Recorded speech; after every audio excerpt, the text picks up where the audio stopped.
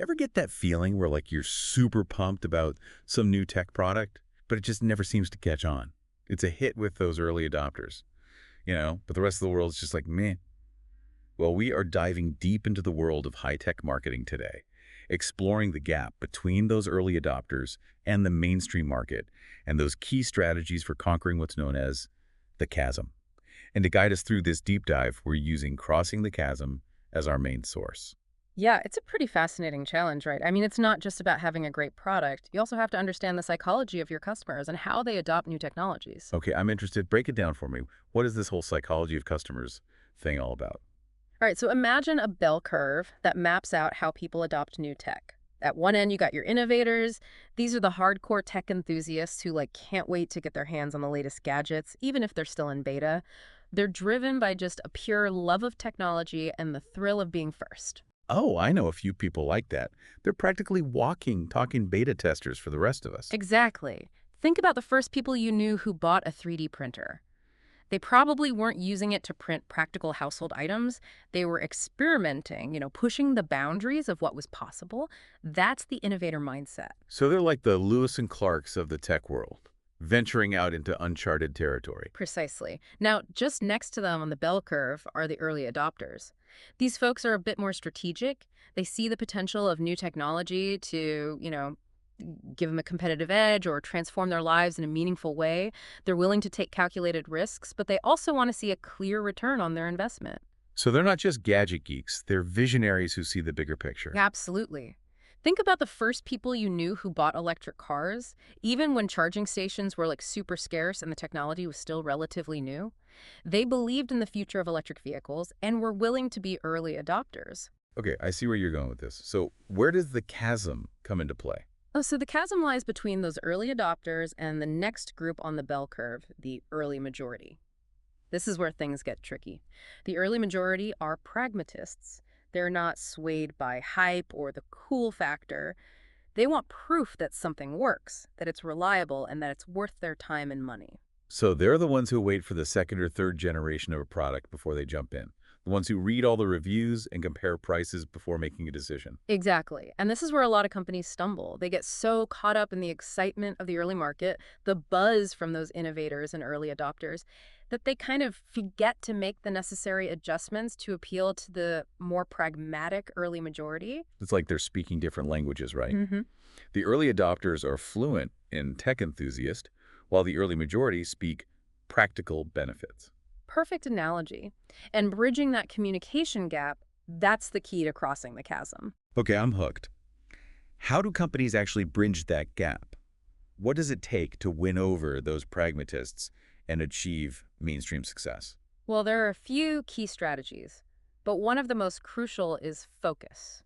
You see, a lot of companies try to be everything to everyone, especially when they're starting out. They cast a wide net, hoping to attract as many customers as possible. But to truly connect with the early majority, you need to laser in on a specific niche market. So it's about becoming a specialist, not a generalist. Precisely. It's about finding that one group of customers whose problem you solve better than anyone else and focusing all your energy on winning them over. I can see how that makes sense, but isn't that limiting your potential market? It might seem counterintuitive, but focusing on a niche actually gives you a stronger foundation for growth. Think of it like building a house. You start with a solid foundation, and then you can expand from there, adding rooms and features as you go. Okay, that's a helpful analogy. So how do you choose the right niche? Well, it's about finding the sweet spot where your product's strengths align perfectly with a group of customers' needs. It's about understanding their pain points, their challenges, their aspirations, and then crafting a message that resonates with them on a deep level. So it's not just about selling features and benefits. It's about connecting with their emotions, their desires, their motivations. Exactly. Think about those early adopters who bought electric cars. They weren't just buying a mode of transportation. They were buying into a vision of a sustainable future, a statement about their values. Right. They were early adopters, but they were also early believers. Exactly. And that's the kind of connection you need to forge with your target niche market. You need to make them believe in your product, in your company, and in the future you're building together. So we talked about the importance of focus, finding that niche market where your product really shines. But what happens once you've found your niche? How do you actually win them over, especially those pragmatists in the early majority who aren't so easily swayed by hype? Yeah, that's where things get really interesting. It's not enough to just have a great product. You need to present it as a complete solution. Think of it like this. You're not just selling a car, you're selling the whole driving experience. Okay, I like where you're going with this. Break it down for me. What makes up this whole driving experience? Well, first, you have the car itself, obviously. That's your core product, the engine that drives everything. But then you have all the things that surround and enhance that core product. You have the dealership experience, the financing options, the warranty and service plans, the accessories, and even the community of other drivers. All of these elements work together to create like a complete and satisfying experience. So it's about thinking beyond the product itself and considering all the touch points that a customer has with your company. Exactly. And in the world of high-tech marketing, this is known as the whole product concept. It's about understanding that pragmatists aren't just buying a piece of technology, they're buying a solution to a problem. Can you give me a concrete example of how this plays out in the tech world? Sure. Let's say you're launching a new project management software. The software itself might be incredibly powerful and intuitive, but if you don't provide adequate training, support, and integration with other tools that your customers are already using, it's going to be a really tough sell. So it's like buying a state-of-the-art oven without a user manual, proper wiring, or even cookware. It might have all the bells and whistles, but it's not going to be very useful if you can't actually use it effectively. Precisely. And that's where a lot of tech companies miss the mark. They focus so much on developing the core product that they neglect the surrounding elements that make it truly valuable for their customers. So what are some key things that companies should consider when building this whole product? Well, first and foremost, they need to understand their target customer inside and out. What are their pain points? What are their goals? What are their existing workflows and processes? Once you have a deep understanding of your customer, you can start to build a whole product that seamlessly integrates into their lives. It's like a tailor crafting a custom suit. They take measurements, consider the client's lifestyle, and pay attention to every detail to ensure a perfect fit. Exactly. And just like a well-tailored suit, a well-designed whole product should feel effortless and empowering for the customer. It should make them feel like they have everything they need to succeed without having to jump through hoops or cobble together solutions from different vendors. That makes sense. So beyond understanding the customer, what are some specific elements that make up a strong whole product? Well, as we touched on earlier, training and support are essential. Pragmatists want to know that they can get help when they need it, whether it's through online tutorials, a dedicated customer support team, or even a thriving user community where they can exchange tips and best practices. It's like having a safety net, knowing that there's someone there to catch you if you fall. Exactly. And then there's integration. In today's interconnected world, it's rare for a product to exist in isolation.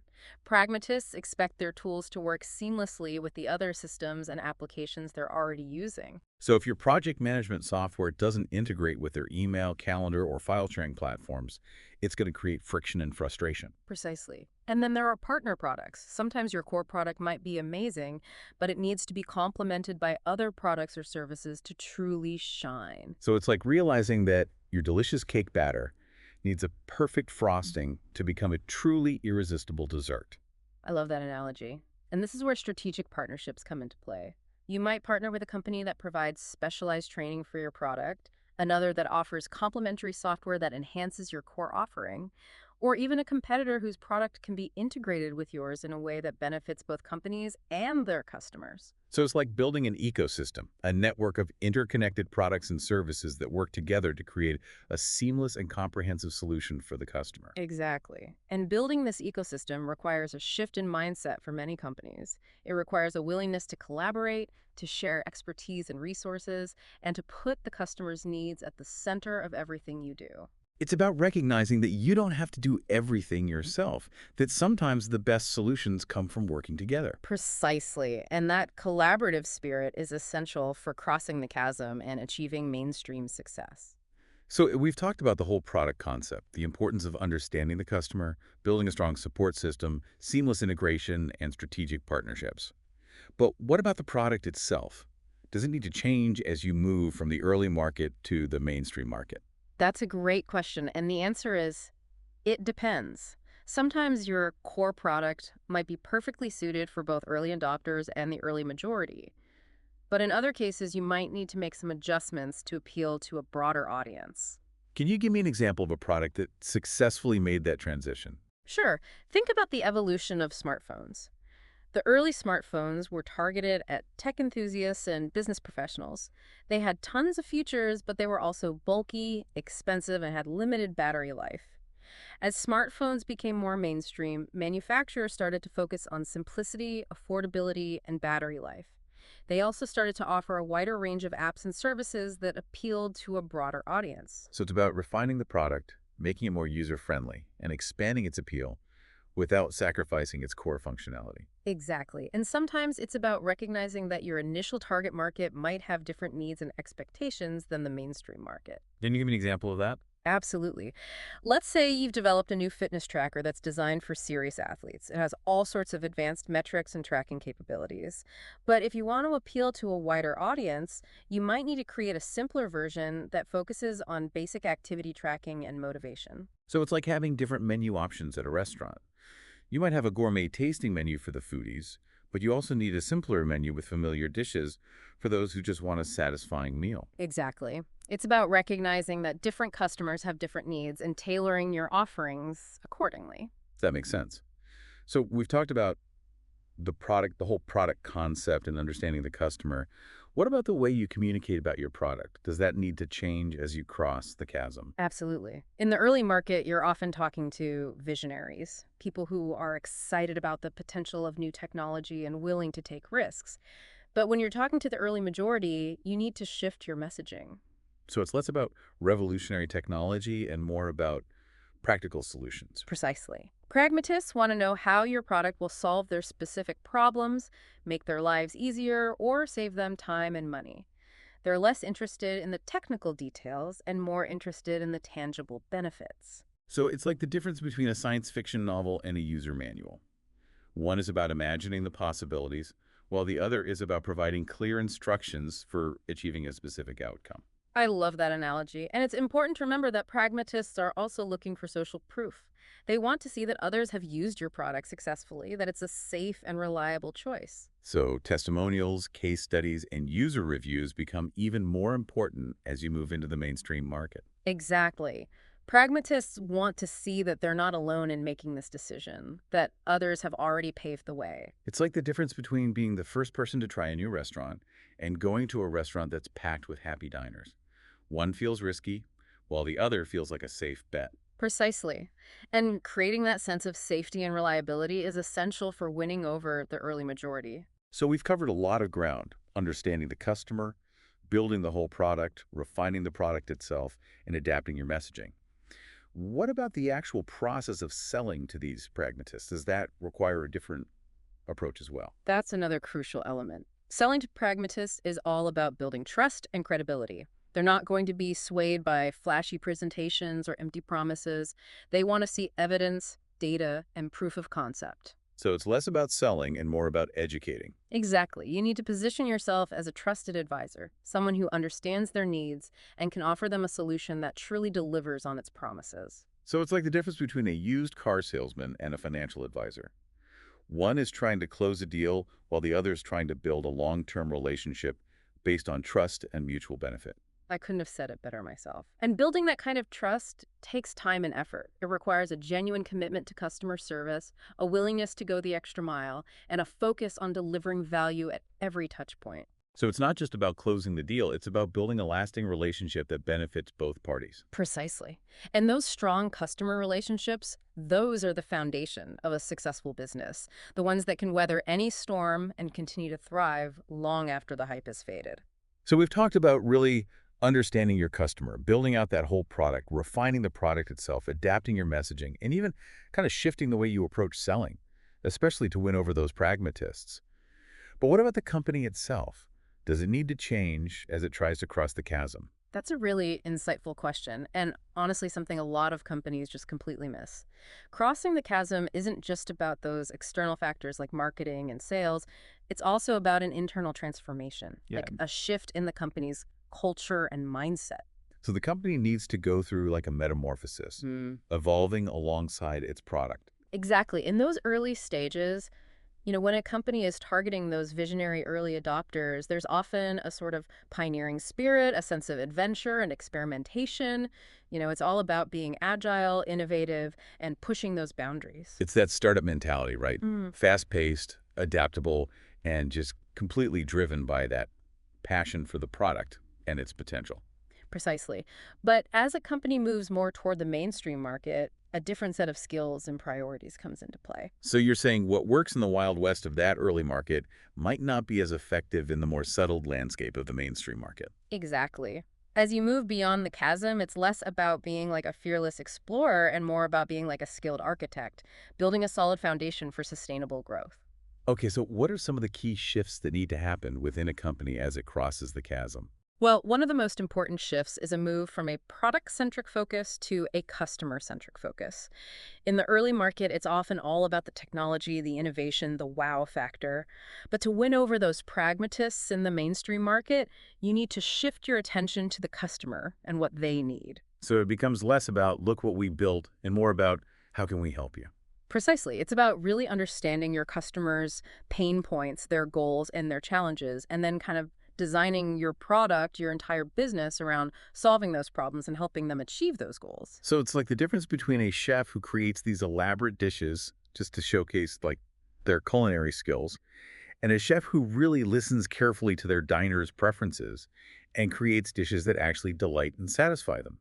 I love that analogy. And this shift to a more customer-centric focus often requires changes in organizational structure, processes, and even company culture. Can you give me like a specific example of how this might play out? Sure, let's say you're a software company and you've successfully crossed the chasm. In the early days, your engineering team might have had a lot of autonomy, focusing on building new features and pushing the limits of the technology. But as you move into that mainstream market, you might need to create a more structured development process that involves like closer collaboration with those customer-facing teams like sales, marketing, and customer support. So it's less about the engineers being like the rock stars and more about everyone working together to create like a harmonious symphony. Exactly. And this shift often requires a change in leadership style as well. In the early market, a visionary leader who can inspire and motivate the team is often essential. But as the company grows and matures, a more collaborative and process-oriented leader might be needed to guide the company through all those complexities of the mainstream market. Okay, so it's like the difference between a captain who navigates a small, nimble ship through uncharted waters and a captain who commands a large, more complex vessel on a well-established route. Another great analogy. And just like a ship needs a skilled crew to function effectively, a company crossing the chasm needs a team of talented individuals who are all aligned around a common goal. So it's not just about hiring the right people, it's about creating a culture where everyone is empowered to contribute their best work and where collaboration and customer focus are valued above all else. Exactly. And building that kind of culture takes time, effort, and a commitment from everyone in the organization, from the CEO down to the newest intern. It's like tending a garden. You need to plant the right seeds, provide the right nutrients, and cultivate the right environment for those seeds to blossom into beautiful, thriving plants. I love that analogy. And just as a garden requires ongoing care and attention, a company's culture needs to be constantly nurtured and cultivated. It's not just a one-time event, it's an ongoing process. So we've talked about the importance of a customer-centric focus, organizational structure, leadership style, and company culture. What about the company's financial strategy? Does that need to change too as you cross the chasm? Absolutely. In the early market, a company's financial strategy is often focused on securing funding, managing burn rate, and achieving rapid growth. It's all about speed and agility, getting to market quickly, and establishing a foothold. But as a company crosses that chasm and moves into the mainstream market, a different set of financial priorities comes into play. So it's less about growth at all costs and more about sustainable profitability. Precisely. In the mainstream market, investors and stakeholders are looking for evidence of a solid business model, consistent revenue growth, and a clear path to profitability. So it's like the difference between a sprinter who explodes out of the blocks Yeah. and a marathon runner who paces themselves for the long haul. Exactly. And making that transition from a sprint to a marathon requires a shift in financial mindset and strategy. So what are some specific things that companies need to do to make that financial shift? Well, one of the most important things is to develop a clear understanding of their unit economics. This means knowing exactly how much it costs to acquire a customer, how much revenue each customer generates, and what their lifetime value is. So it's about moving beyond those vanity metrics like website traffic or social media followers and focusing on the numbers that truly matter to the bottom line. Precisely. And once you have a clear understanding of your unit economics, you can start to make more informed decisions about pricing, marketing spend, and customer acquisition strategies. It's like having a detailed map that guides you through the financial landscape, helping you avoid pitfalls and make strategic investments that will fuel that sustainable growth. I like that analogy. And remember, as you grow and evolve, your financial strategy should evolve too. What worked in the early stages might not be the best approach for a larger, more mature company. So it's about staying flexible, adaptable, and always looking for ways to optimize your financial performance. Exactly. And remember, crossing the chasm is not a destination, it's a journey. It's a journey of transformation, not just for the product, but for the company itself. A journey that requires vision, courage, and a willingness to embrace change. And, while it can be challenging, the rewards are well worth the effort. Achieving mainstream success can really transform a company from a niche player into a market leader, a company that truly makes a difference in the world. Could have said it better myself. So the next time you see a cool new product that's struggling to gain traction, think about the chasm. Are they focused on the right target customer? Have they thought about the whole product? Are they making it easy for pragmatists to buy? Are they adapting their company culture and strategy to align with the demands of the mainstream market? These questions can unlock insights not just into tech, but into any kind of innovation that's trying to change the world. And that brings us to the end of this deep dive. We hope you found it insightful and inspiring.